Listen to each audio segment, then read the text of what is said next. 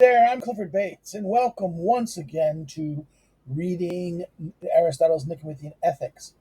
Today, we're doing chapter 3, and it's on book 4. Um, Again, book 4 is going to be interesting because it's going to be each chapter is going to have it's going to cover a separate so called virtue, right?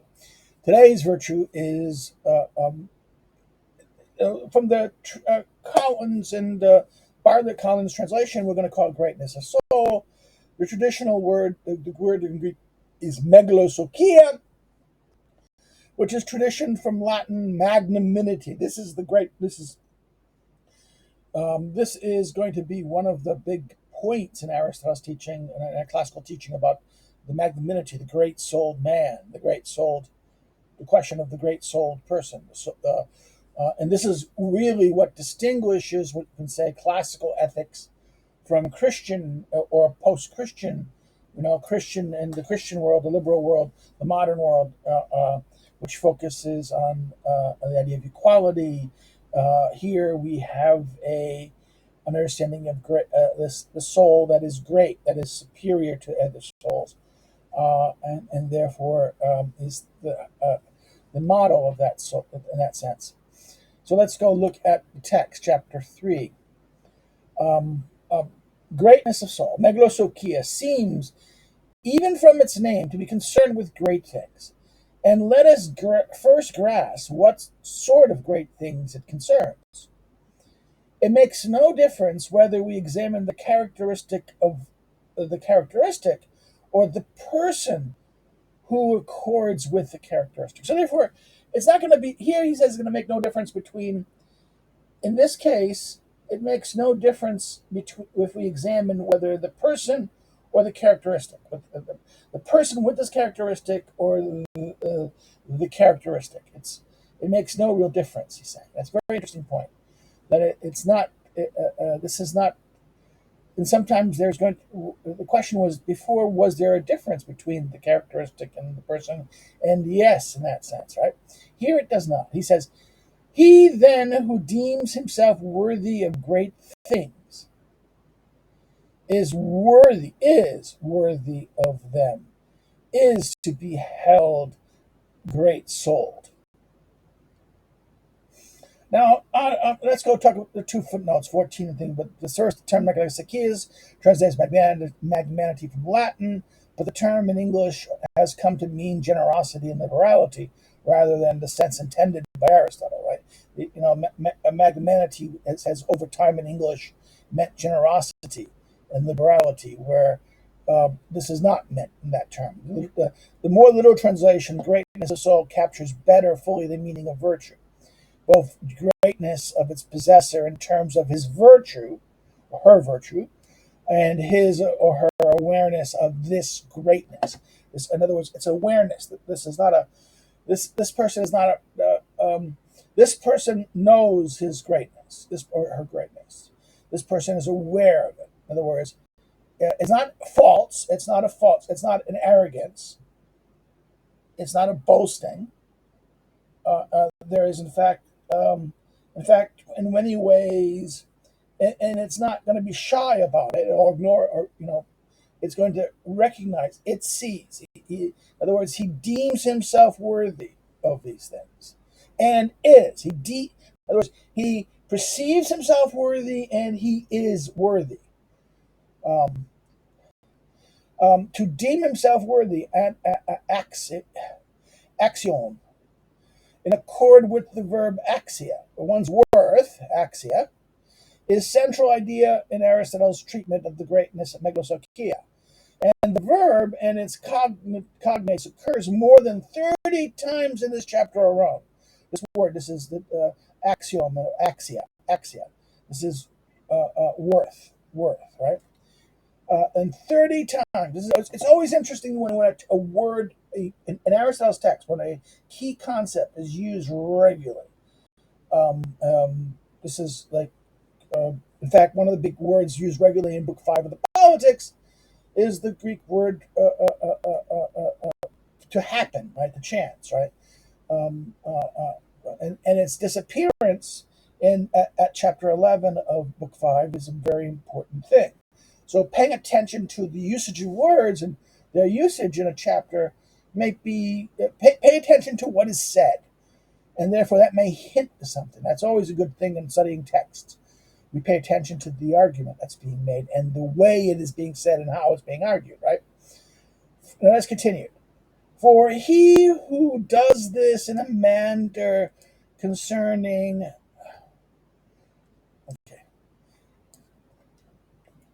For he who does this in a manner concerning, not concerning, in a manner contrary, he who does this contrary to his real worth is foolish, and no one who acts virtually is foolish or mindless. So in other words, let's say I think I'm better than my virtue is. That person is foolish, and virtue does not act foolish. In other words, if I hold myself better than I am better than I am. I'm better. It will not say you. That's foolish. This is foolish. In other words, the magnanimous man not only knows his uh, uh, uh, claims his virtue, is aware of his worth. There is. In other words, there's the worth, the worth of his character, his person or her person. There is a connection between the actual worth that others would recognize and his or her own perception of that worth. There is a correspondence.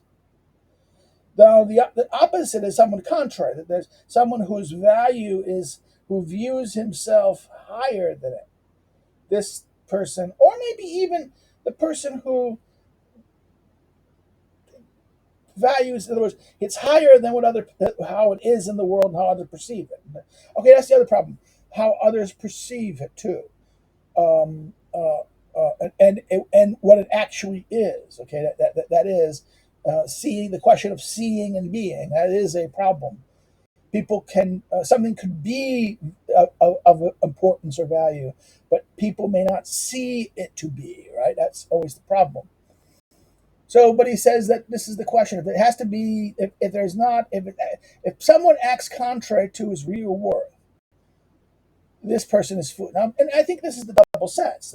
In other words, those. In fact, this is what's even more problematic. For the Christian idea, we have this idea of the humble person, right?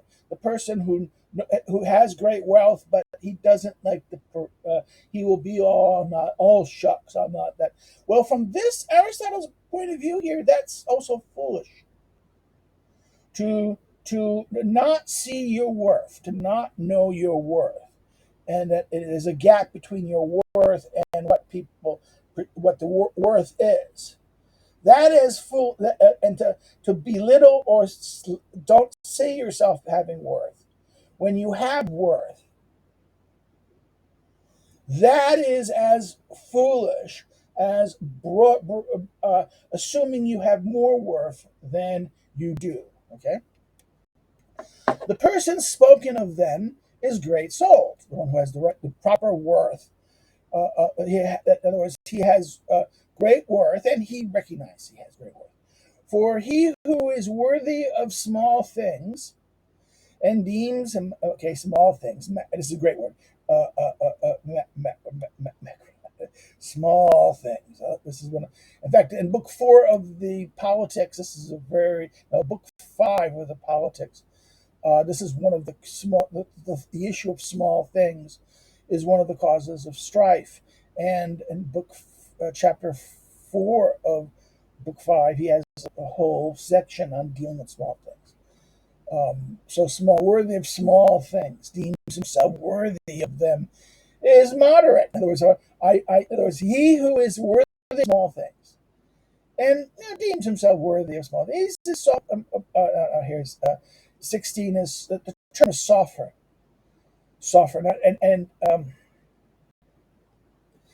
in this, okay, the problem here is this is I don't like him saying moderate. He's wise. He is there's a understanding. This is a sophron. He is wise. The term is sophron. In the discussion of the virtue of moderation, Aristotle confines the sphere of the bodied appetites, whereas here it has the meaning of being sensible. No, I disagree wholly with this. I would think it'd be better to put wise here. There's a wisdom. There's an awareness here. In other words, it is not a moderation. Okay, I think that's a bad choice here because it's not sophosune. It is not talking about sophosune. This here, what is happening here? There is the person is worthy of this of these small things, and he deems himself worthy of them. Is where wise in the sense, sophron, but not great souled. Since greatness of soul resides in greatness, just as beauty involves a body of great stature. That's very important. The idea of beauty. The beautiful is the great, so proper stature, fitting stature. In other words, we recognize beauty. Beauty is not a subjective, purely subjective thing. Now, there's going to be variations. In fact, people who study science, people who study the body, even around racial differences, will point that even among people, certain features of the face, features of the body, features of the stature of that, distinguish the beautiful, what is people are seen as attractive or beautiful aesthetics. This is a big question. There is always this idea? There's no disputing matters of taste, right? That's Latin idea, things like beauty and things are just arbitrary and subjective in this sense. Beauty is in the eye of the beholder, right? This subjective conception. But beauty, all things are kind of relative to some point. In other words, there's going to be some variation in relativity and specificity towards things. But what is common that all share, there'll be enough that all have agreement, all basically will have something, point of reference by which we understand something to be beautiful, or that sense, right? And have good stature. So therefore, just as beauty involves a great stature, those who are small may be elegant and well proportioned, but they're not beautiful. They may have elegance and proportionality, but they're not beautiful. He who deems himself worthy of great things while not being worthy of them is vain. Right? So vanity. He who deems himself worthy of great things but not actually is worthy. That's a vain person, right? Though not everyone who deems himself worthy of things greater than he's worth is vain. So therefore, in other words, generally those who think himself in other words, those who deem himself worthy of the great things while not being worthy of them, that is the vain person. But though not everyone who deems himself worthy of things greater than he is worth is vain. In other words, this is a very interesting point here. He's saying the person who believes himself worthy of the great things, but is not the greatest and highest things, but is not, that is the vain person. Vanity is to have a perception that you are greater than you. You are you're at the level of the great, the highest, and you're not. Now, then there's people who think themselves worthy of things greater than they are. That's not. In other words, that is not vain. He who deems himself, in other words, is worth. In other words, not everyone who deems himself worthy of things greater than his worth is vain. So vanity. This is a question. Vanity is what is vanity? In other words, the idea that if you think yourself a little better than you actually are. This is not necessarily vanity. Okay, this may be aspiration too. Okay, this may be kind of the thing that you think you deserve, and you will try to, but the idea that you think you deserve the best and the highest, and you're clearly not. This is vanity. He who deems himself worthy of less than he is worth is small souled. Macronsukia. Macrosukia. Small souled. Whether he is worthy of great things or of measured things, or even if being worthy of small things, he deems himself worthy of still less. Okay, this is interesting. The small souled is actually a thing. You can be not only small souled in terms of the highest things, but also lesser things. You think you deserve less. The small souled person is a person whose soul always thinks he deserves less. In other words, he has he thinks he's the like. This is maybe the victim mentality, right? The victim. I mean, this is macrosukia in this sense. Maybe what we would translate in, talking about today's contemporary thing, idea of victims go. The victim. I see myself as a victim.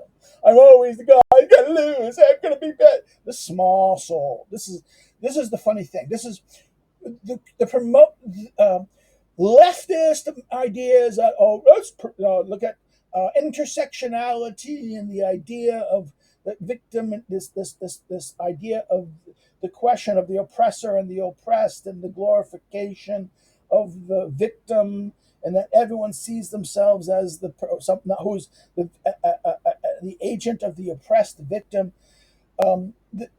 Does this psychology create? Does the psychology of victim culture create what Aristotle would call macrosukia, smallness of soul? Now there's another word. The older tradition of the word. There was another word used in translation, older translations. We can't use it anymore because it's connected with the N word, and therefore we can't use it.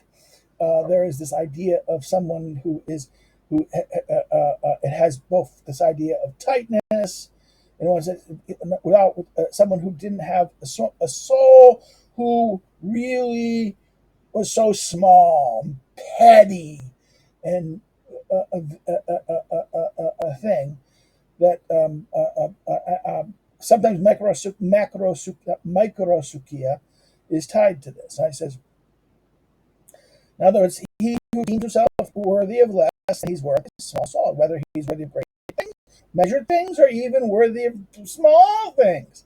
He deems himself worthy of still less. And most small souled of all would seem to be the person who is in fact worthy of great things, but does not deem him so. In other words, the most small soul. This is extreme. In other words, it's not that the worst of small souledness is not the one who is a small souled person who thinks himself worse than small souled. No, the most small souled is the gap between what he deserves to be versus that, right? There is what the gap between what you deserve versus how you think you deserve. The most is the one that the gap is between it is the highest, right? That what you deserve versus what you got. Actually, maybe that's vain too. Then we can understand vanity. The degree of your vanity is the degree of the ratio between your perception of your worth versus your worth, right? Here, the same thing. The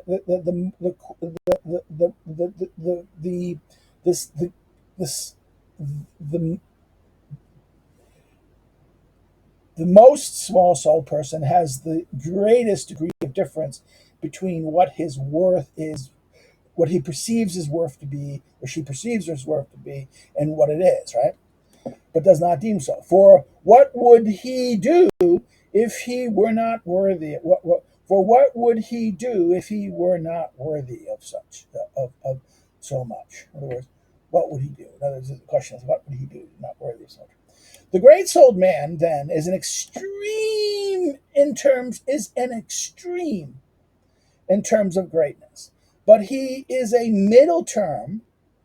He is in the middle in terms of his acting as one ought, since he deems himself worthy of what accords with his worth, whereas others exceed or are deficient in judging their own worth. This is interesting. In other words, he's an extreme in terms of greatness. In other words, he is extreme. In other words, what he does and how he manifests himself, how he acts, is always great, and he's aware of his greatness in that sense. And the question then becomes the moderation. But in other words, um, since he, in other words, he is the middle in terms of his acting as one ought. In other words, the actions the actions he does now. But the thing is, in other words, what is middle about it? What is it's a mean in this sense, and therefore a virtue, is because he's acting as he ought, how he should. Now, this may shock. This is where Aristotelian and classical Greek ethics may shock people who are Christian or post-Christian in this sense. In the sense that there's the idea that people should do certain things.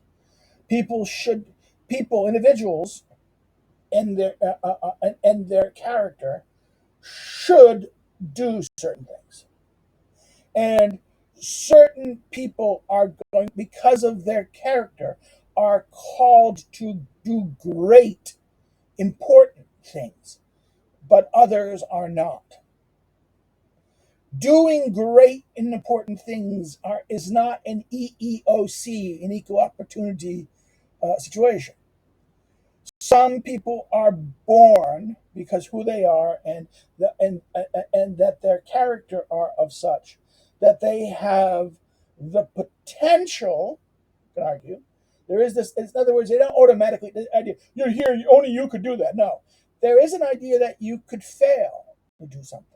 Right. That's the great person could has the opportunity that they're capable of doing great things. And own now the question is, well, can maybe small soul people produce great things? Uh, no.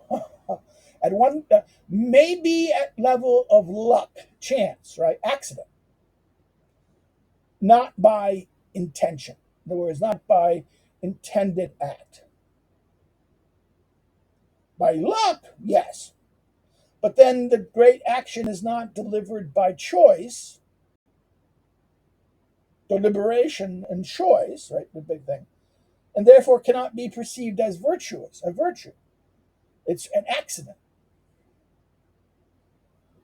It's wonderful, but you can't. This is something one does not choose to bring into being. Okay, this is the point here. Now, let's continue. If then he deems himself worthy of great things while being worthy of them, and especially of the greatest things, he would be concerned with one matter most of all.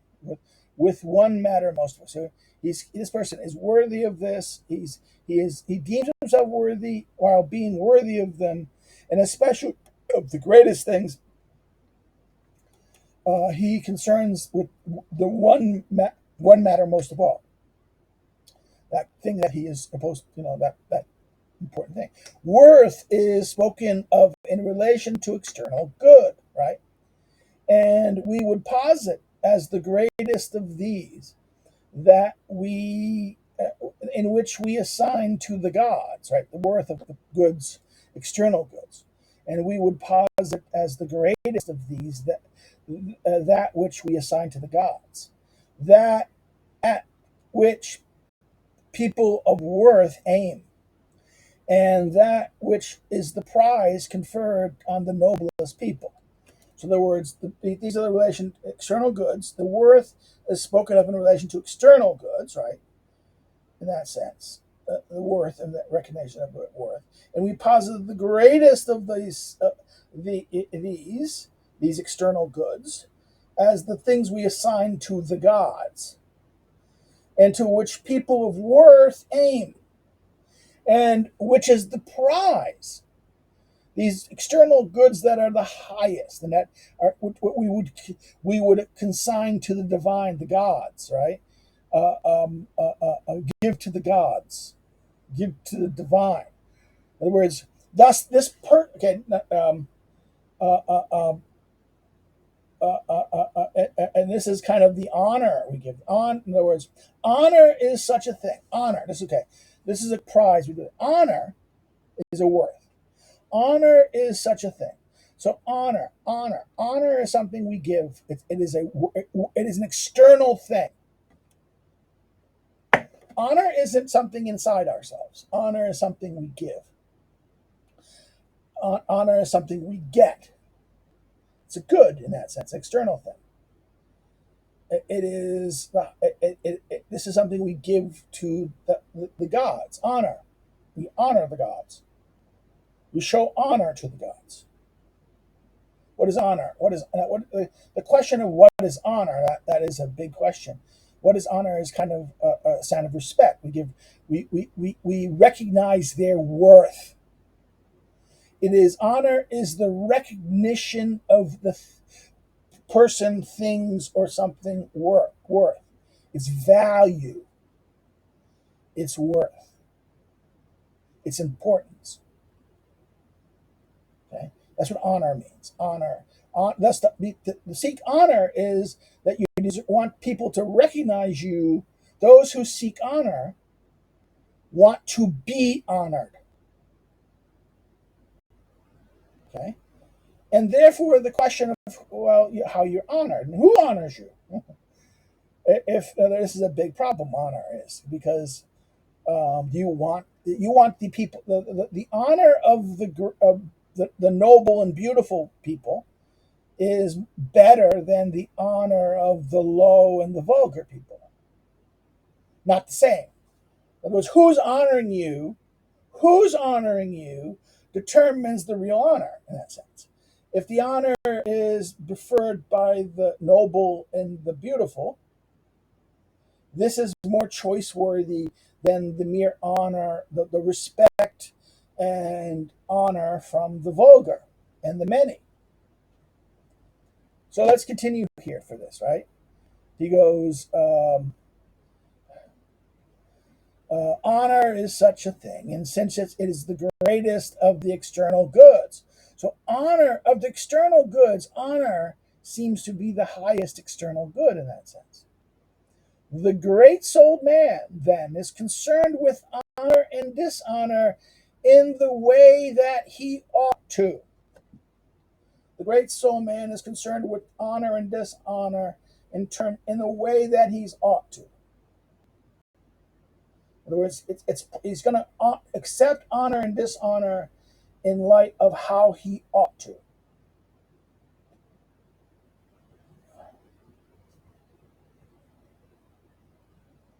Even in the absence of argument, the great soul appears to be concerned with honor. For they, and by Walker brackets the interpolation, the great, that appears, in other words, they, the great, for they, because it's in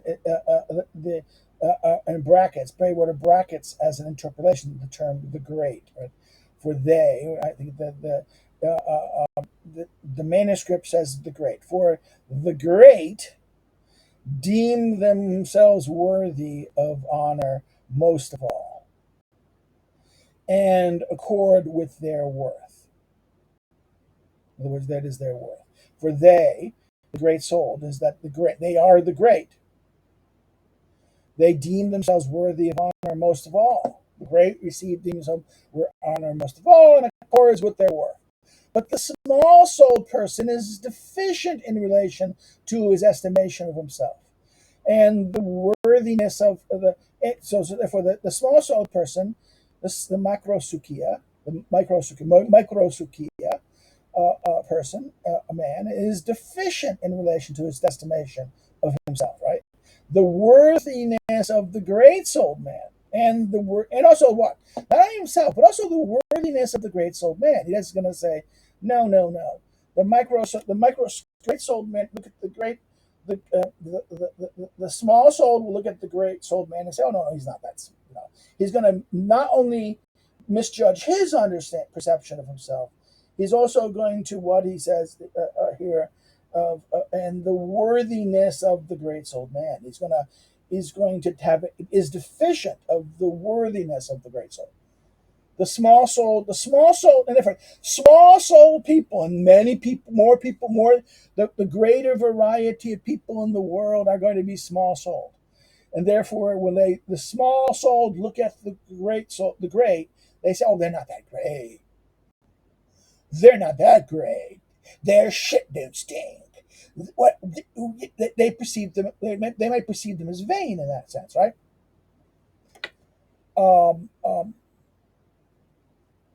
the vain person is excessive when it comes to himself, though not in a court, though not in, of course, in relation to the great soul man. In other words, he thinks himself great. In other words, the vain person is excessive when it comes to himself, but he's not excessive in coercive in relation to the great soul man. What does this mean? This is interesting. In other words, does the vanity may recognize greatness? The vain may actually they err in judging themselves worthy, that they are great, but they may be. The assumption here is they may perceive greatness, what true greatness is, what the greatness is, and may recognize the great. Now they might envy him. They might spite. They might be resentful that he gets to be it, not me. Right? That's a different question. But they recognize it. Where the small souled person does not even recognize it. And they think, oh no, no, no. They don't recognize what do you call that line here? He is not. In other words, the small souled person is deficient in his estimation of himself and the worthiness of the great souled man. Doesn't think so. The vain person is excessive when it comes to himself, though not, of course, in relation to the great souled man. The great souled man, if he indeed is worthy of great things, so if he is worthy of great soul, would be the best Aristos. For he who is better is always worthy of what is greater, and he who is best is worthy of great things. Now, this is that very line. So, the great souled man, if he is indeed worthy of great things, would be Aristos, best. So, if he has to be the great souled man. If he is actually the great souled man, is best. For he is better. For he who is better is always worthy of what is greater. So, who is better? The better person is always worthy of what is greater. And this is interesting. Again, this streaks at our equality.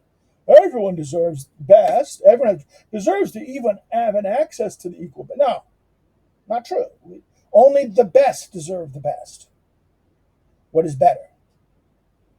Only for he who is better is always worthy of what is greater. The worthy should get more, the greater honor, the greater share.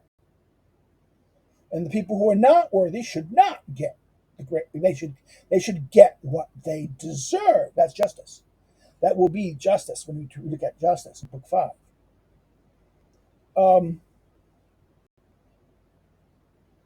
And he who is truly great souled, therefore, must be agathos, good.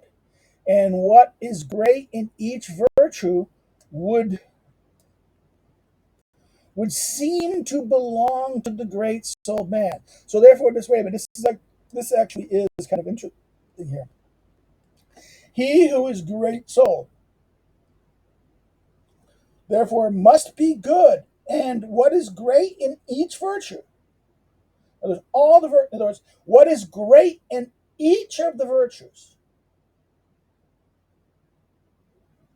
would seem to belong in the great souled man. In other words, he possesses all the virtues. In other words, he has access or possesses all the virtues, in a sense. This is what it kind of suggests here. He who is truly great souled must be good. He is the good man. He must be good. And what is great in each virtue would seem, okay, this is the problem, the word seem. We would seem to belong. This is the problem. This is the qualification. Seem to belong. It seems that he should possess all the virtues. He's not saying that he necessarily does, but he seems to. It would seem to be good. It would in no way be suitable for a great souled man to flee with arms swinging or to commit injustice. For the sake of what will he do shameful things? He will do nothing. So sorry. For the sake of what will he do shameful things? He to whom nothing is great. Right. This is that weird line. Aristotle repeats the phrase again, compares the Plato's Republic in similar reference to the philosopher. Right. In other words, he's not going to do shameful things here. In other words, in what way it would be in no way be suitable for the great souled man to flee with his arms, flee with his arms swinging, like, oh my God, like a coward, right? Or to commit injustice. For the sake of what will he do shameful? Why would he? For the sake of what reason? Remember, everything he does out of the great. So what could lead him to do shameful things? He to whom nothing is greater than him. Right. This is that weird line here. Right. Nothing is great. Is great. He to whom nothing is great. And to everyone who thoroughly examines each characteristic, it would appear entirely laughable if the great souled man were not good. Okay, in other words, it would be laughable if you examine the characteristics and you examine each characteristic. It would be laughable if this great souled man was not good in that sense. He would not be worthy of honor either if he were base. For honor is the prize of virtue, and is assigned to those who are good. So it cannot be a base. In other words, he can't be base. So why would he do shameful things? What is the reason? There's no good reason in that sense. Greatness of soul then seems to be like a kind of crown ornament of the virtues, for it makes them greater and does not arise without them, the virtues. In other words, it is a crown of the virtues, for it makes them greater, and it does not arise, but it does not rise without them. Now, the ornament. I had a good friend in graduate. I knew when I was doing as a graduate student, and then wrote my doctoral. He was writing the dissertation on this Magnosochia. I won't give his name. He never wrote he wrote 2 or 3 articles, gave 2 or 3 papers. He never finished his dissertation at Notre Dame. And to me, this was always I thought his insight, he had 2 friends who did finish. There was this group of these 3 guys of groaners. There was a guy, a professor at Notre Dame in the 1980s, 70s, 80s, and 90s, Groner. He wrote a very good piece called on St. Thomas, on the esoteric St. Thomas, the good man view of natural right in St. Thomas and the bad man's view of natural right in St. Thomas. He's written a couple articles. He had a series of three students. All of them. One were on Plato's laws. One were on the ethics, but not Machiavelli. The one I knew who was writing on this and never finished. Uh, now, why he didn't finish, I don't know. I always thought it was because he let work. He worked on certain things and had a family, and that. I didn't get married when I was younger. I got married when I was older and didn't have a family. Maybe that's having family become. I know young scholars who have families never get anything done because taking care of the children does kind of interfere with this. So, but he had the great. I was always expecting him to write the book or the article, the book on magnanimity in that sense in Aristotle. In fact, this is one of those. This is one of the question in Aristotle that is very much a debated issue. What is it? And it's controversial in a Christian age. Uh, uh, uh, uh, this is why this is a question, right? The ornament of the virtues, a crown, cosmos. This is why the word cosmos, the ornament or crown, cosmos. It is used also at 11:23 in reference to the way that someone who possesses magnificent furnishes home, right? The magnificent man will furnish his home as an adornment, as a crown, something cosmos, a whole. Cosmos. The cosmos is the whole. This is why this is that as a kind of whole. Cosmos. That's why they say ornament. But the word cosmos. Cosmos is the whole. It is the universe. Um, this is why I don't like. Yeah, we had a froze. Sorry about that. We had a froze. An ornament of the virtues. And therefore, remember. So therefore, the question of this: the greatness of soul is a crown. It's the peak. It is the adornment. It's the whole. The crown. He says the crown adornment. Right.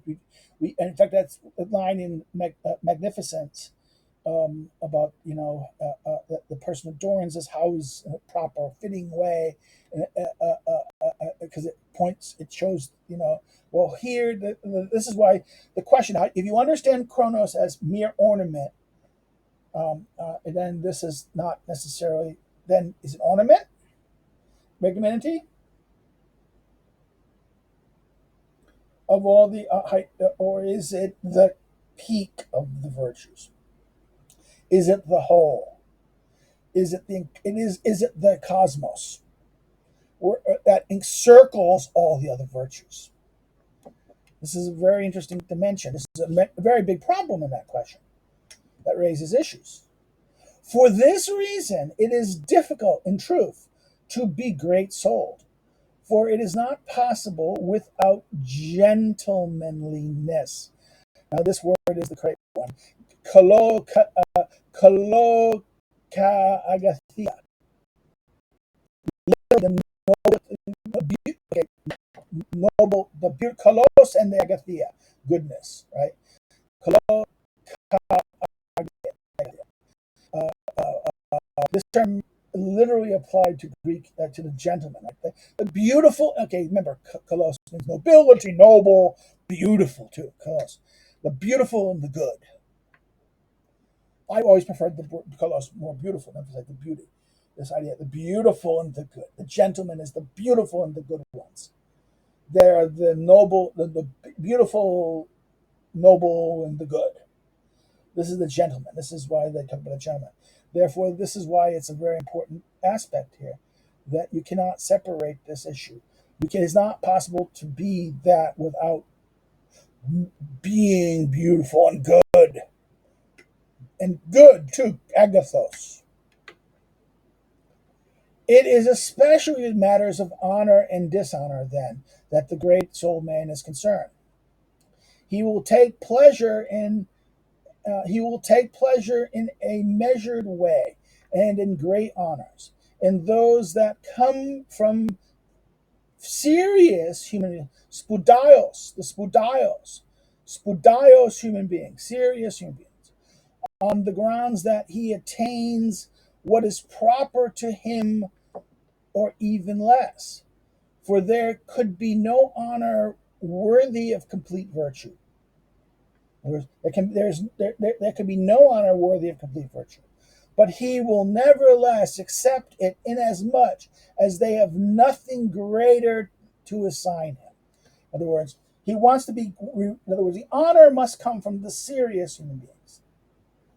In other words, he will take pleasure in a measured way in great honors and those that come from the serious human beings, on the grounds that he attains what is proper to him, or maybe even less. For there could be no honor worthy of complete. There's no honor. In other words, there's no way you can honor complete virtue correctly.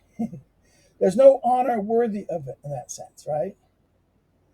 And they, in as much as they have nothing greater to assign, they can give him nothing greater. As for honors that come from people at random, or small honors, he will have complete contempt for them, since it is not of these that he is worthy. Okay, this is even more problem. In other words, he's going to take. He's going to seek and want the honor of the serious people, the spudaios, the worthy people, the serious people. The ordinary man, the vulgar, the masses, they give him honor. I'm gonna hold those. You, of course, I'm great. I'm great, man. I mean, this is why the Christian would look at this. The Christian would be horrified by this attitude. I, I don't care what you think of me. I don't care. You praise me. You bunch of peasants think I'm great. Who cares? Your value is not important. It doesn't affect me. See, this is the danger. See, modern society, the politician who seeks the respect of, this is why Trump is not a magnanimous person in this sense. Donald Trump is not magnanimous. Why? He kind of likes the cheers of the people, the vulgar, as much as he doesn't disdain there is, in fact, this is the thing. This is the difference between kind of a Christian conception that maybe the praises of the low and what is more worthy, the praises of the great or the praises of the low? Okay, because the idea of giving liberality, the one who had less who gave, in other words, one who had less who gave was seen more liberal as the one who had lots, and he might have given more than this person, but this person, in relation to what he had, he was tight and stingy, and this person here who had little gave what was fitting, and maybe even more than was fitting in that sense, right? Which was truly more noble in that sense.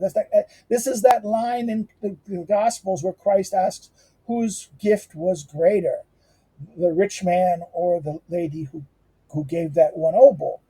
And Christ in the Gospel account, Christ argues that it's the woman who gave, because she gave all. Right? That is the one who is that is the truly one who has shown virtue in that sense. This is going to be a problem here.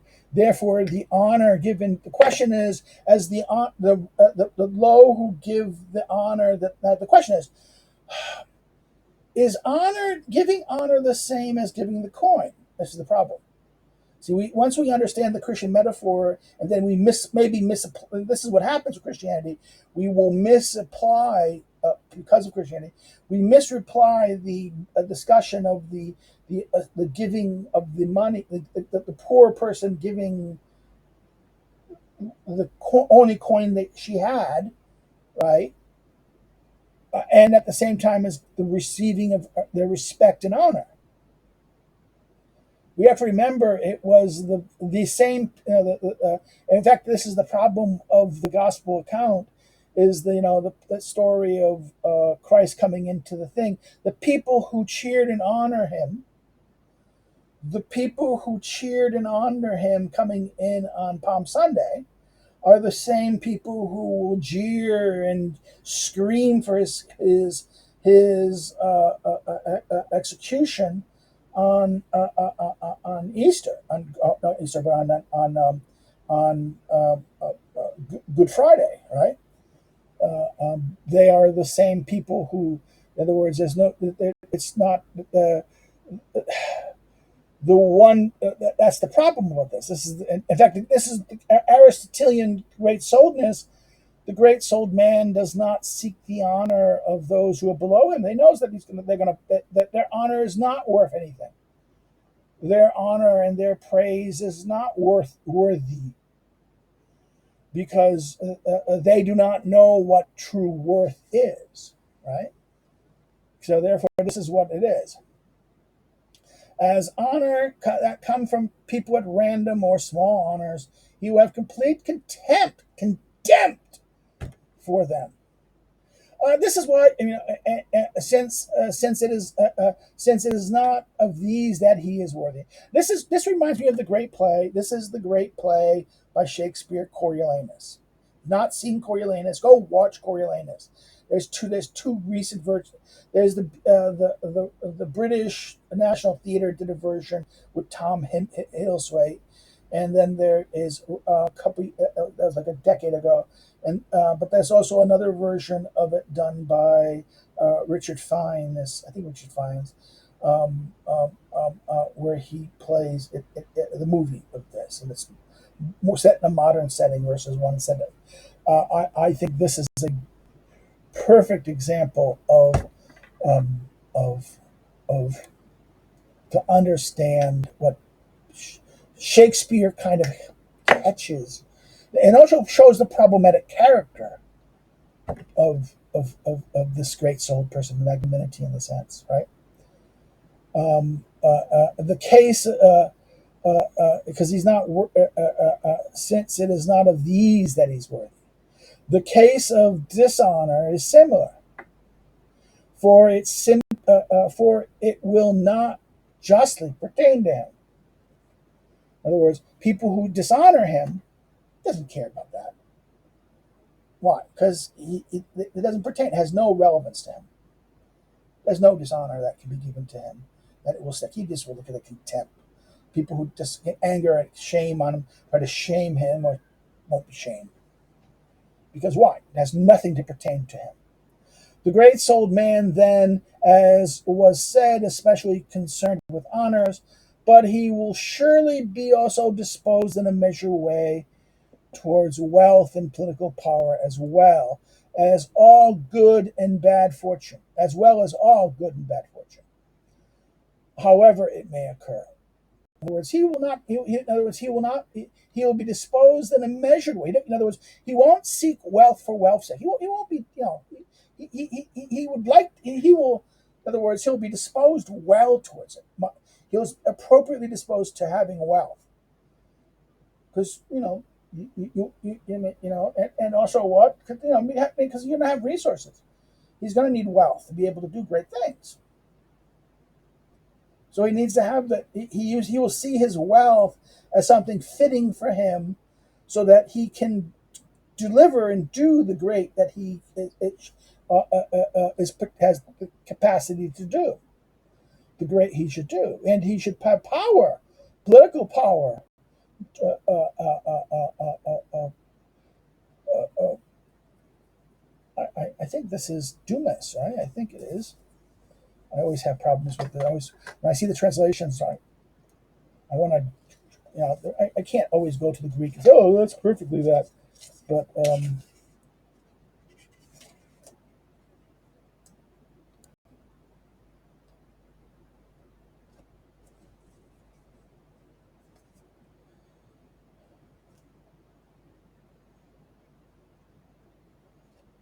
15.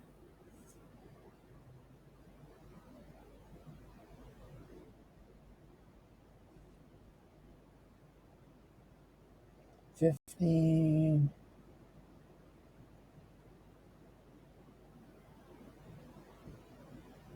Yeah, political power, Dumas.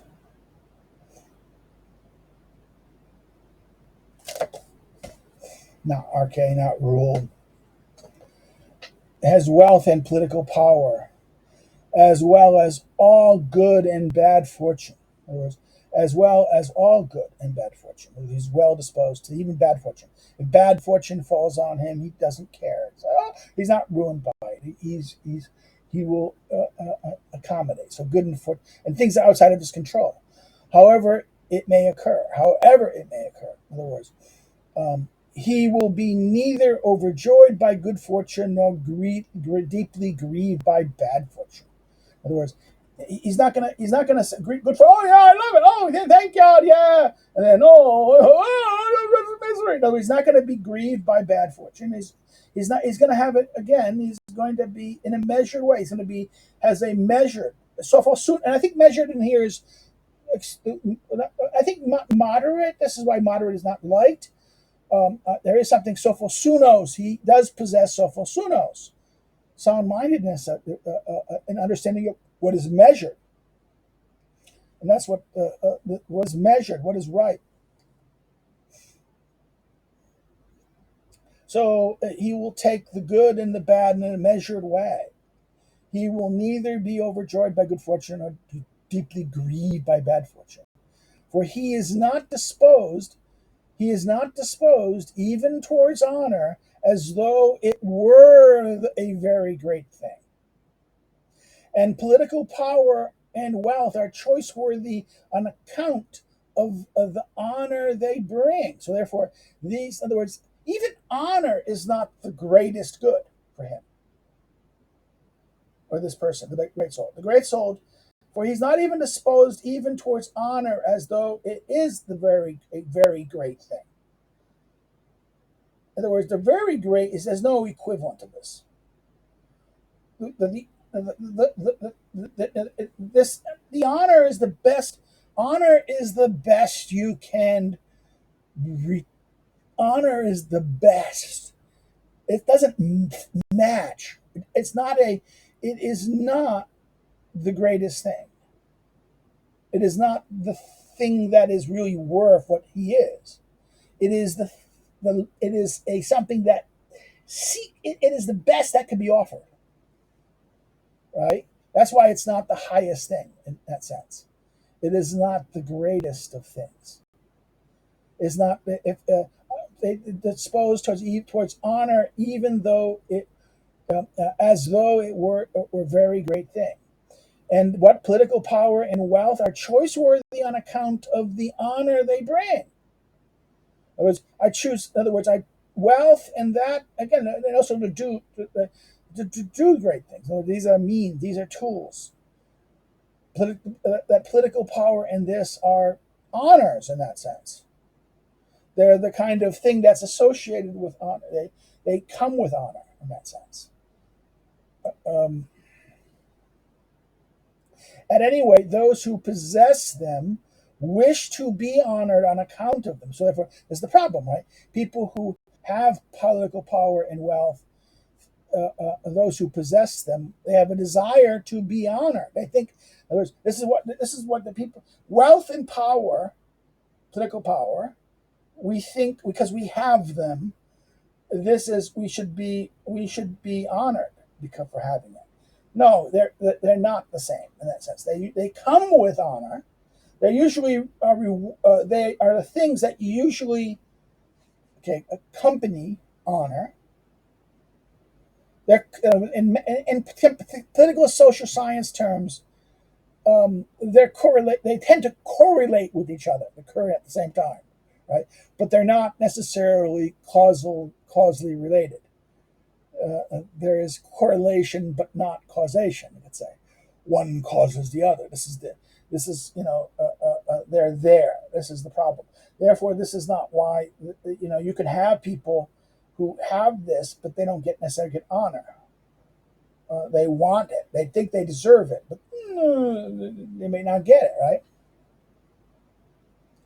Those who possess them, political power and wealth, wish to be honored on account of them, but to him for whom honor is a small thing, this is great, so also are these other concerns. In other words, that honor is a small thing. In other words, for him, honor is not the greatest of things, but it may be a small thing. Therefore, the power, that wealth is not that thing. For him who honor is a small thing, so also these other concerns. So that's the problem. He doesn't necessarily look that as in other words, he will not necessarily, he won't agree with the people who have those in need of honor. He even thinks honor is not the highest of things.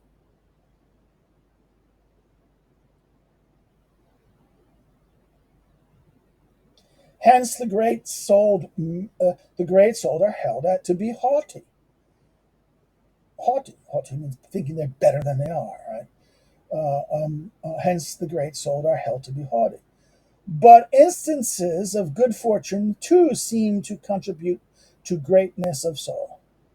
So, instances of good fortune also seem to contribute to greatness of soul, since the well-born deem themselves worthy of honor, as do those who possess political power and wealth.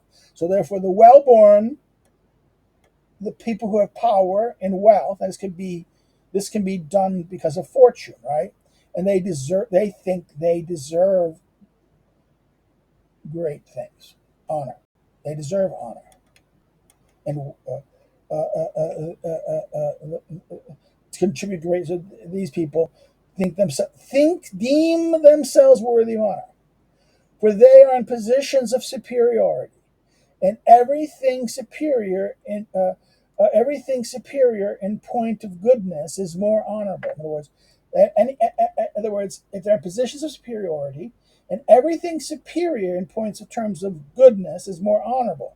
So therefore, the question of therefore, if they are really good in a point of their goodness, the good thing of this, right?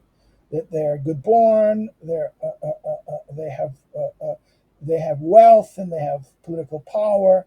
This is they are positions of superiority, and everything superior in point of goodness is more honorable. The question of what is good, right? Hence,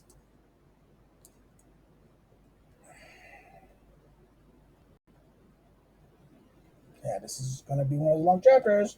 I think this is the longest chapter in book 4, in a sense. Hence, these sorts of things render people more great souled, since they are honored by some as a result. In other words, because of these things, right? They are honored by some as a result because of their their well born, their wealth, and their political power. Yet, in truth, only the good human being is honorable, though he who has both goodness and good fortune is deemed worthy of honor. So therefore, it's only the thing that really, truly, only the good human being is honorable. We now deem those with both goodness and good fortune is deemed even worthier of honor, but no, only those who are only this. Therefore, things of fortune really should increase the honor. Seems to this here. But those who possess such goods in the absence of virtue do not justly deem themselves worthy of great things, nor are they correctly spoken of as great soul. In other words, if you have these good birth, wealth, and political power, but you don't, I can say, possess such things, but they don't have virtue. They lack in virtue. They don't deem, they justly, do not justly deem themselves worthy of great things. They lack the virtue. They have the goods, but lack the virtue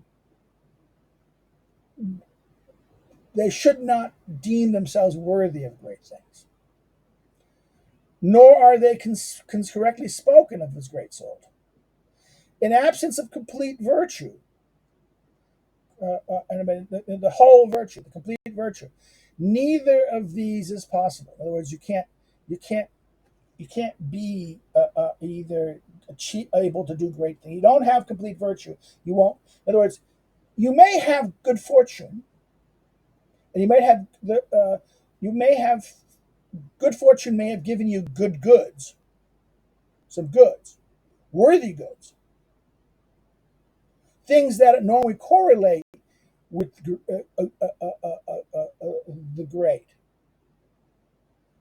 the people of great soul.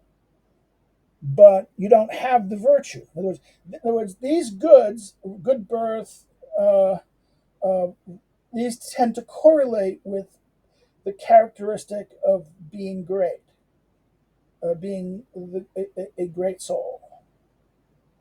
They correlate. But if you don't have the virtue that is required for great to be the great soul, then it's not going to work. You won't be able to achieve it. In other words, this is the thing: you can't. In other words, you may have these things, but you're not going to be able to do great things, the greatest of things, because you don't have the capacity to do it. Having the virtue means you have the capacity to do it. The absence of complete virtue, neither of these is possible. People who possess such goods become haughty. There's danger. If you possess the goods, like good birth, good wealth, and power, you become haughty and hubristic. I mean, hubristic, that means you have pride. You think you're greater than you are. Hubristic, that's the vice, right? In other words, the great souled man is not hubristic. He's perceived as hubristic. He's perceived as haughtiness and hubristic is connected. They will look at the hubris is this belief that you are, as it's pride. It's excessive pride. It's a kind of thing this deeming yourself great brings the envy of the gods, and that hubris is something that will lead you to tragedy in that sense. It's a fault. It's a negative characteristic. Haughty and hubristic, because in the absence of virtue, it is not easy to deal with the goods of fortune in a suitable manner. Okay, this is the great thing. That's why, this is the great story of lottery winners. Some of the greatest tragedies happen when an ordinary person, wins the lottery. They don't have virtue. A person who doesn't have virtue, all of a sudden they get wealth. It'll destroy them. You have to, in other words, this is the problem with, remember, liberality, right? You need to be able to spend money correctly, to really be truly liberal and to be magnificent. You need virtue. If you try doing things like this without virtue, it will not go right. And in fact, it could destroy you. If you don't know how to deal with the goods that you now have. So sometimes maybe some people whose virtue is deficient, them being poor or not rich may be the only means that preserves them from, if they become rich, would become destructive. Right? This is the thing in that sense, right? And the danger of, once you have these goods, you become haughty and hubristic, and they can destructive. Though not in okay, it is not easy to deal with good fortunes in a suitable goods of fortune in a suitable manner. Although not in fact being able to deal with these goods and supposing themselves to be superior to others, they look down on them. In other words, although not in fact being able to deal with these goods and supposing themselves to be others, they look down on them, right? While they themselves act in whatever random way, right? They think themselves better, they look down on other people, and they act in whatever random way. That's the danger of this. For they imitate the great-souled man without being like him. And they do this wherever circumstance permits. In other words, they will act like the great soul, the great man, the great soul person, but they're not really them. And they act wherever they act in a random way. They imitate the great souled man without being like him. And they do this where circumstance permit. They do not perform the deeds that accord with virtue, then, but they look down on others nonetheless. So the great souled man does look down on the lowers. Okay, they act like the great souled man this way. The great souled man has contempt for the vulgar and the low and what they think about him. He only concerns what the noble and the best think about him. But not even then, even them to some he wants to be praised by the best. And even their praise is he takes it moderately, okay? He doesn't go too hard with it. He's not seeking it for its own sake. He knows that it's the best that can be offered him.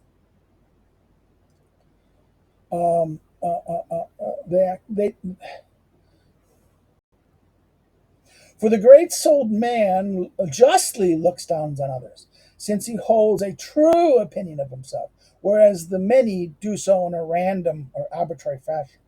So in other words, the great-souled person does justly look down on the lower.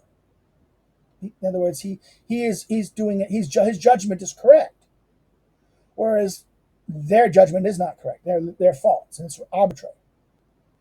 The great-souled man is not one to hazard trifling dangers, and he is not a lover of danger either, since he honors very few things. In other words, the real great-souled man only honors the greatest and most highest of things.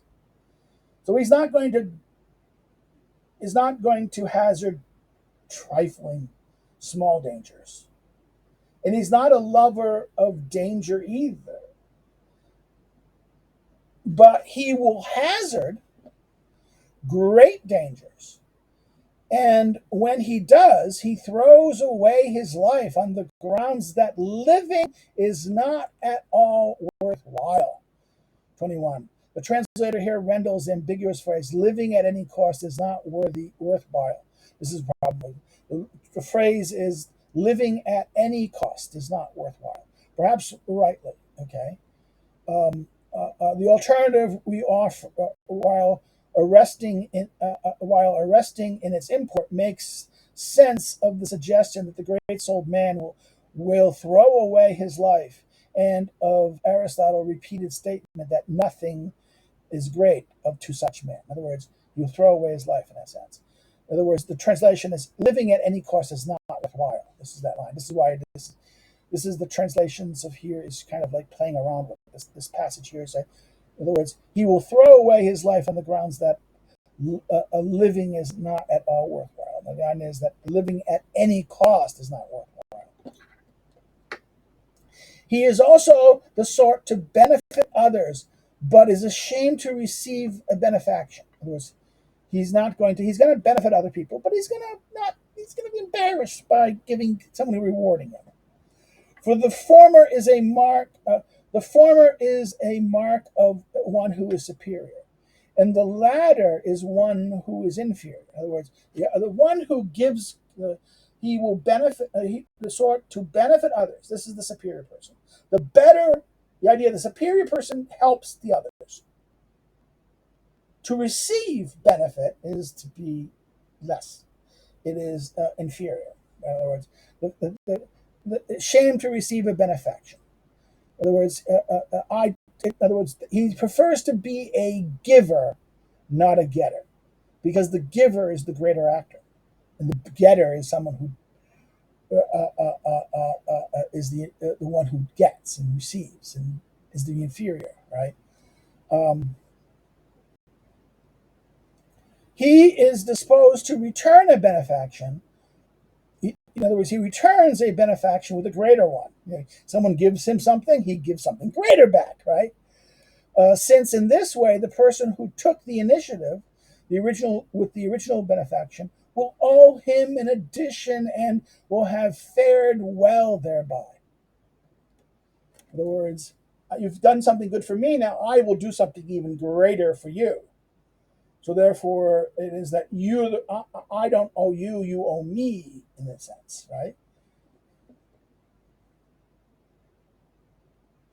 But those who are great souled seem, in fact, to remember whatever benefaction they may have done. In other words, the great soul man seemed, in fact, to remember whatever benefaction they may have done, yet not those that they. In other words, the great soul man seemed to, in fact, remember whatever benefaction they may have done, but not those that they have been done. He remembers those he does, but he doesn't remember those others that those that is a great line here. For he who receives the benefit of an inferior to him in other words, he who received the benefit is inferior to him who performed it, whereas the great soul man wishes to be superior. So therefore, he's not going to remember the things people have done benefit. He'll forget the good deeds people gave to him. Why? Because he doesn't want, because they're marks of him being inferior, a subordinate, being in need, and therefore inferior. He will remember all the things he did, the acts of virtue, the acts of giving and benefaction he did, but he will kind of be forgetful of those that he's received.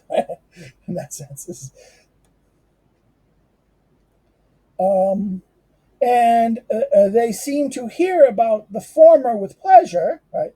The former about the things, the benefits he did, but about the latter with displeasure. In other words, about the things others did for him. Okay, so that's very interesting. This is why we look at this and say there's something. The Christian looks at this saying, "Well, wait a minute, shouldn't it be the other way around? That you should not care what you've done. You should be thankful for the things that others have done for you. You should be kind of it should be the opposite, that you should not like being told about the great things you've done, and rather instead be pleasured by the things other people have done for you. No, that's the opposite for him. He doesn't like it. It's displeasure because he doesn't. It shows that he's not. He is in the inferior position. He is not the great. Hence, Thetis too did not speak of the benefaction she had done for Zeus, nor did the Laconians speak of those they'd done for the Athenians, but only those they had been done. 22. The reference to Thetis in Iliad 1:5,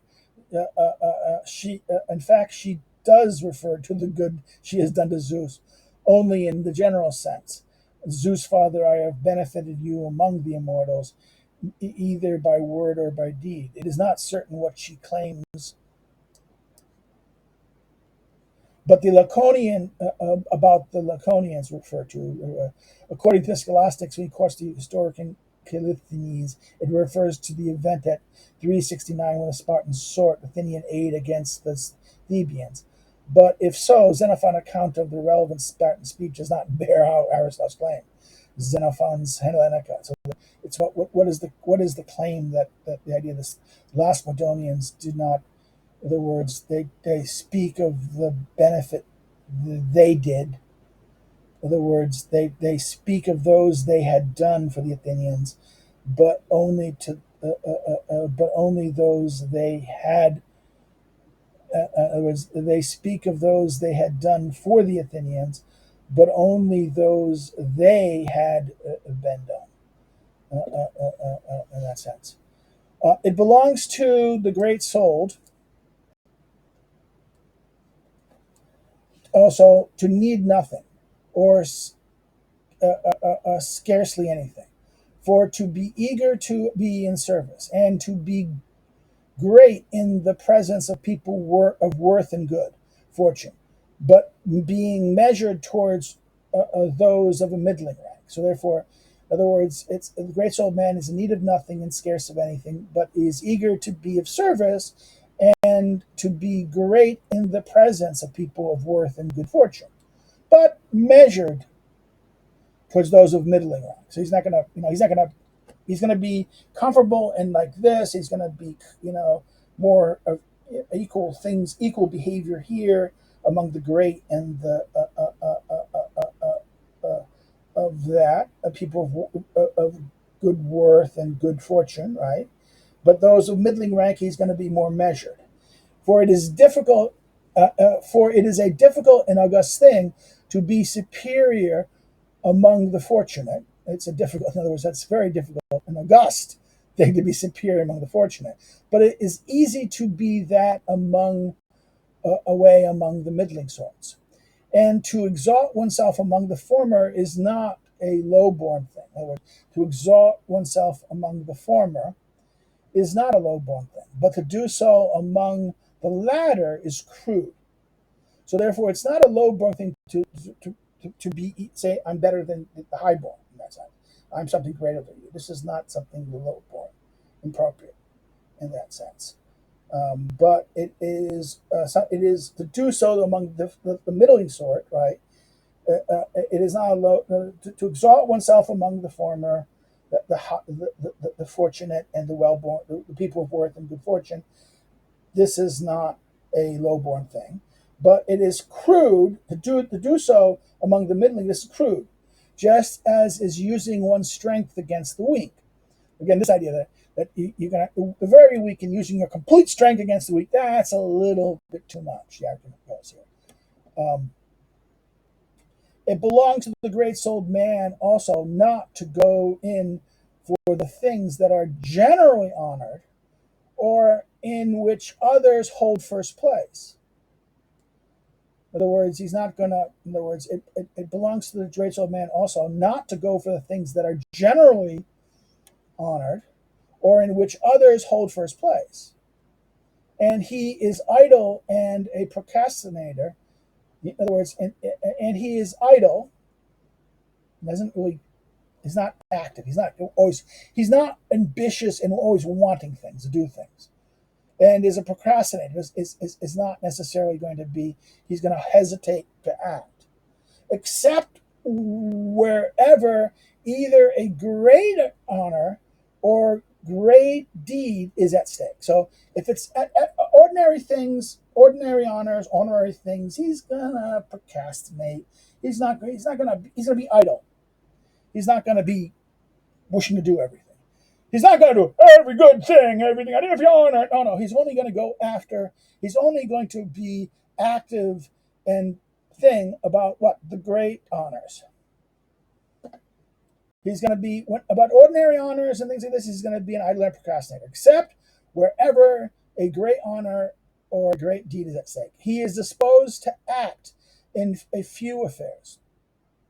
He's disposed to act in a few affairs, namely in great and notable ones. In other words, he's going to act and do these things in the great and notable. He's not going to act in every affair and it's like this because that's not necessary. He is necessarily open in both hate and love. For concealing these things is the mark of a fearful person. He doesn't fear. In other words, what he loves, and what he hates. Open about it. Because it's not he's not fearful. He fears nothing. And this is a mark of a fearful person. Right? He doesn't fear nothing. He doesn't fear people's think what they think of him. Okay, and he is caring less for the truth than for other okay. Fearful and is caring less for the truth than of people's opinion. In other words, he is caring less for the truth than for people. That's a very odd sentence. He is caring less for the truth than for people's opinion. He necessarily speaks and acts in an open manner. He speaks freely because he's disposed to feeling contempt for others. And he's given to truthfulness, except in as much as he is ironic towards the many. So that's the problem. He doesn't really care about the people's opinion. He speaks, and therefore he's caring less for the truth than for people's opinions. And that's a weird sentence, and I have to think about that for a while. But he speaks necessarily speaks in an open manner. He necessarily speaks and act in a very open manner because why? Because he is disposed to feeling contempt for others, and he is given to truthfulness, except in as much as he is ironic. He maybe be ironic towards the many, right? And he's misleading. He might be, to the many, and he is necessary and capable of living with a view. He is necessary and capable of living with a view to another, except a friend, since doing so is slavish. In other words, he's incapable of living with a view toward another thing, any other relationship of this, except to a friend. In other words, he holds contempt. In other words, otherwise it's slavish. He has to care what you think. He has to care what you think. He has to not, he has to tell you, be nice to you when he thinks you're shit. That's in other words, if I don't think you, if I have to worry about what you think and what you say, and I have to take that's slavish. Okay, since doing so is slavish. The only difference is that I will, to a friend, he will care what they think and care maybe not harm their feelings. But to everyone else, he's going to be truthful and open in that sense, right? I just don't like you. I think you're stupid. Like, you'll say that. He'll say that. Say, you're just stupid. You're just a vile human person. Oh, you're a good person. Oh, I like you. Okay, even though maybe not. Hence, too, all flatterers are servile, and the lowly types are flatterers. So therefore, he's not going to flatter. The flatterers are servile. They're slavish. They're afraid of what other people think. And all lowly types are flatterers. The great soul man, if he's not a flatterer, he's not going to flatter you. He's not going to flatter. He's going to say what he thinks. He's going to think how you think. And he's going to, if you think you're worthwhile, he'll say you're worthwhile because he believes it. But if he doesn't think you're worthwhile, thinks you're garbage, he'll tell you you're garbage. Now, he might be a little more ironic in regards to the many, but the lesser, but no, that's the other thing here. The great soul man is not given to admiration, since nothing is great to him. Now, wonder. Notice not admiration, wonder. He's not. This is why thamos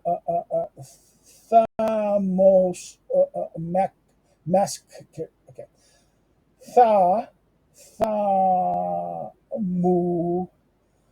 Thamu asketos. Some worthy, a wonder, right? To admiration. This great man is not to admiration, to wonder, to be inspired. Since nothing is great to him, but neither is he one to remember evils done him.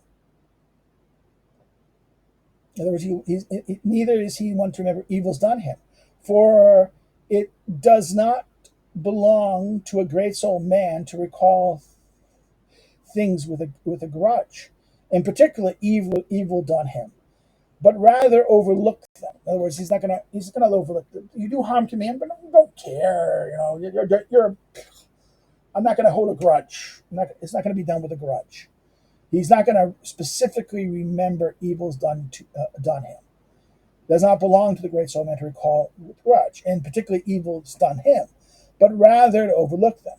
He is also not one for personal conversation. He's not going to be one that he will speak neither about himself nor about others, since he does not care either to be praised himself or for others to be blamed. So he's not going to speak much about himself. He's not going to be blaming. He's not going to no small talk.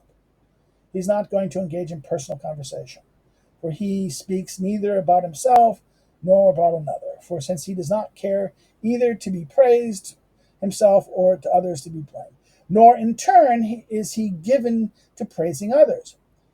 Hence he is not one who to speak ill. In other words, nor in turn is he given to praising others. Hence he is not one to speak ill, not even of his enemies, except where insolence is involved. In other words, commentators disagree about the meaning of this fire praise, with insolence, hubris, that of the great soul man or the enemy. I think it's the enemy. The enemy thinks the enemy makes a ridiculous claim that he has to respond to it.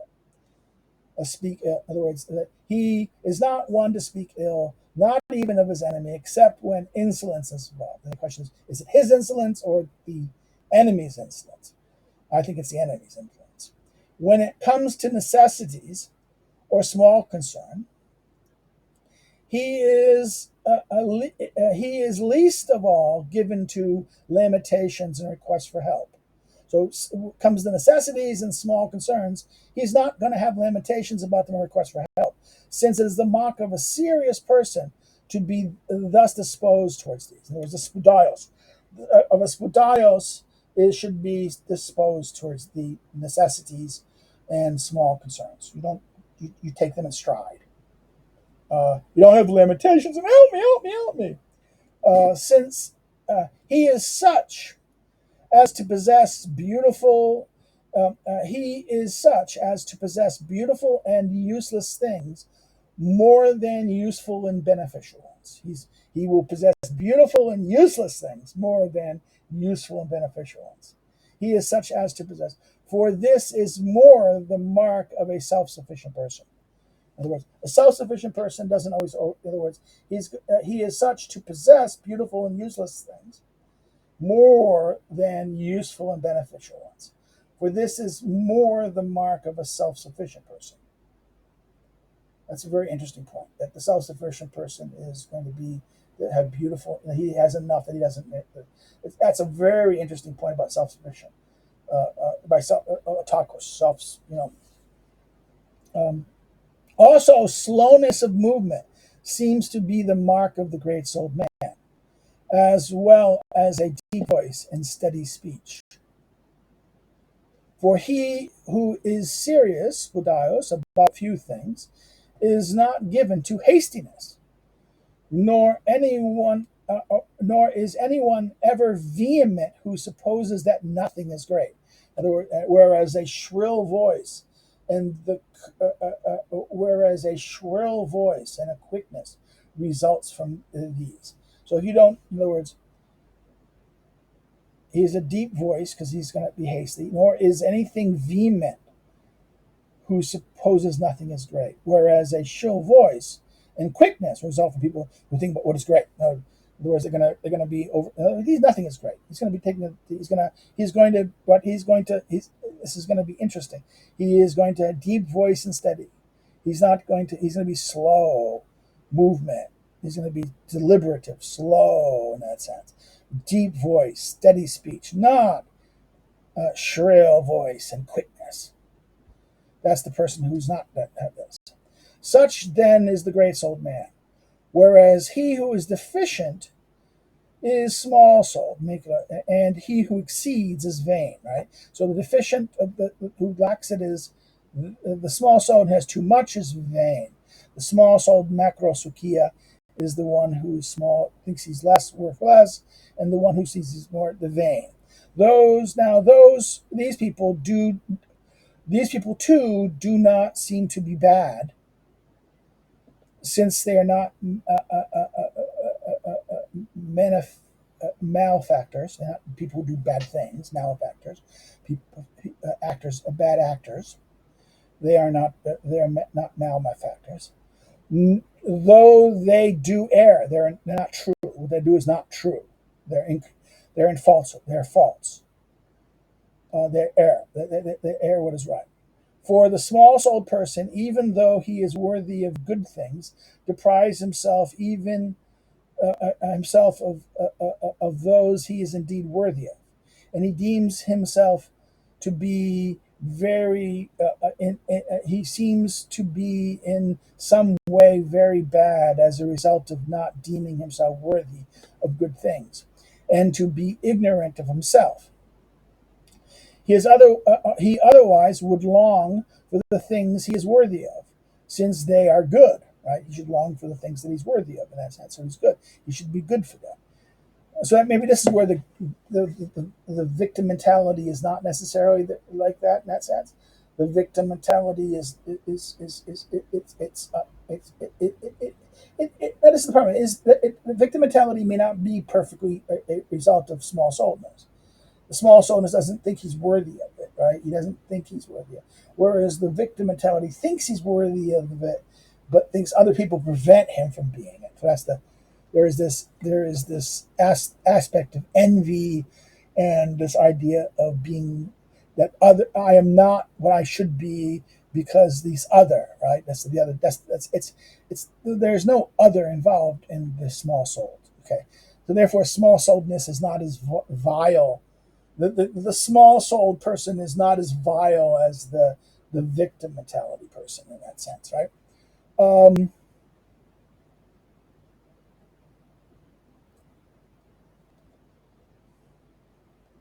He may be ignorant. He may otherwise long for the things he's worthy of, since they are good. Nevertheless, such people are held not to. Okay, nevertheless, such people are not to be are held not to be foolish, but rather timid.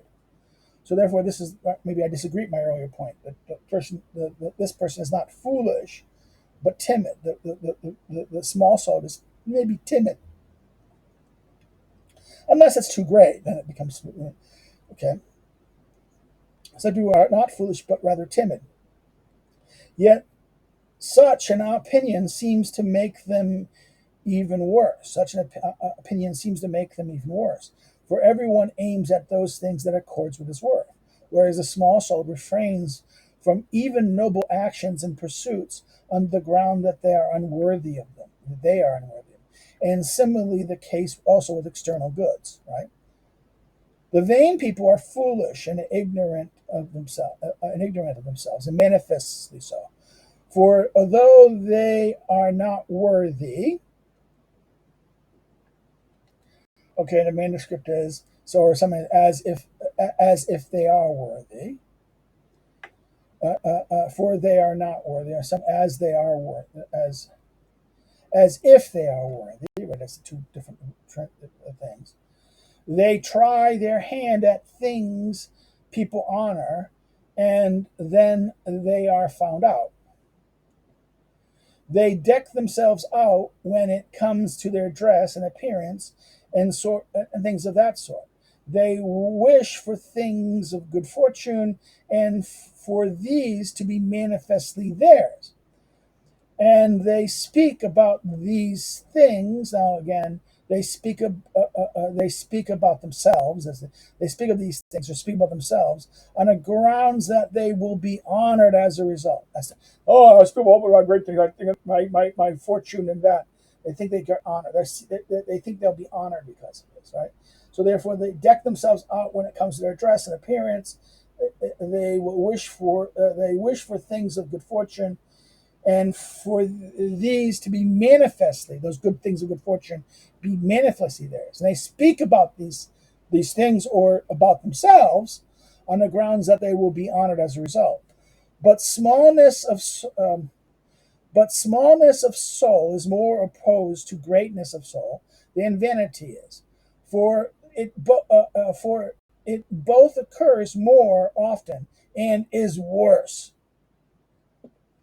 In other words, smallness of soul it's more often and it's worse than this. Vanity is, in other words, we would think vanity is worse, but he says smallness of soul is worse than is more opposed to this, because this is for it occurs more often and is worse. Okay, I think it's because it at least recognize the great. I think it's the question of that at least vanity recognize there is greatness, whereas the small soulness does not recognize the great. or does not think that they are. In other words, they doesn't recognize that they it does not recognize that they have potential for great things. In other words, both of these err, but the idea here is that small souledness is worse than great souledness. The greatness of soul then is concerned with great honors, has just been said. So therefore, we conclude our discussion of greatness of soul. Well, this has been a long one. It's much longer. I think it's been, almost. I think it's going to be the longest thing on this treatment here. It is the long chapter. Put your questions, comments, concerns, issues, or themes you want to talk about in the questions. Please put them there, and I will respond to them when I see them. If you liked it, hit the like button. Share it with your friends. Share on social media. Spread the word far and wide. If you really want to like this, please hit it again. If you didn't like, okay. If you've not subscribed, subscribe. We're getting near a number, and I want to hit it. Invite your friends to subscribe. Encourage others to subscribe to this. That's why you share it on social media and share things to get people to come to see the site. Hopefully, we can grow it some more. If you didn't like what he said here, you can hit the down button, but say why in the comments so we can learn. I did wrong or something like that. Or maybe you think some other point that you disagree with and you want to strongly disagree with. Please put your mark on that, and that will help. You want to follow me on social media? You can use the links are below my social media links. If you want to follow me as a scholar and as a researcher, you can go to my academic social media links, also below those. Below the social media links, you can check out my research and articles and also work about me. And if you want to help me to do what I do, of course, you can go look at my academic social media, find my email, and you can send me a Google card or a Amazon card or a Barnes & Noble card or whatever. I appreciate those. That'd be great. But the other way you can do so is you can contribute through Subscribestar, Patreon, and the links are below. Or what you can do is buy one of my books that are listed below. Okay, that's it for this today. We'll turn to chapter 4. This has been going slower than I thought because it was much longer chapter today. Take care. Bye-bye.